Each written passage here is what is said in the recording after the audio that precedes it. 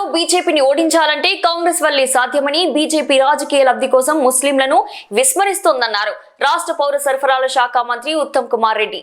ఢిల్లీలో బీజేపీపై రాహుల్ గాంధీ పోరాడుతున్నారన్నారు. సంగారెడ్డి జిల్లా తెల్లాపూర్ మున్సిపల్ పరిధిలోని కొల్లూరు డబుల్ బెడ్రూమ్ సముదాయంలో మాజీ కౌన్సిలర్ కొల్లూరి భరత్ ఆధ్వర్యంలో కాంగ్రెస్ పార్టీ ఆత్మీయ సమ్మేళనం నిర్వహించారు.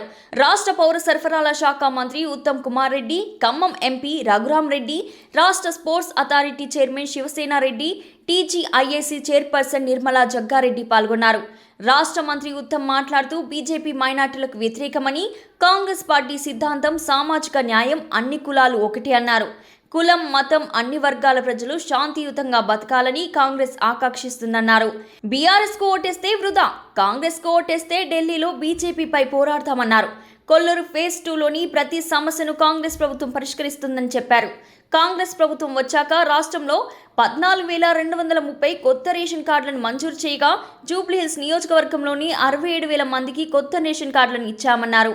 కొల్లూరు డబుల్ బెడ్రూమ్ ఫేజ్ 2లో వారంలోపే 10 రేషన్ షాపులను మంజూరు చేశామన్నారు. బకాయి ఉన్న 2,40,00,000 వాటర్ బిల్స్ ను ప్రభుత్వమే భరించేలా ప్రయత్నిస్తామన్నారు. 29 రాష్ట్రాల్లో సన్నబియ్యం ఇచ్చే ఏకైక రాష్ట్రం తెలంగాణ రాష్ట్రం నిలిచిందని తెలిపారు. జూబ్లీహిల్స్ లో ఈ నెల 11న జరిగే ఉప ఎన్నికల్లో కాంగ్రెస్ అభ్యర్థి బీసీ బిడ్డ నవీన్ యాదవ్కు ఓటేసి గెలిపించండి అన్నారు. మైనార్టీల సంక్షేమం కోసం కాంగ్రెస్ కట్టుబడి ఉందని చెప్పారు.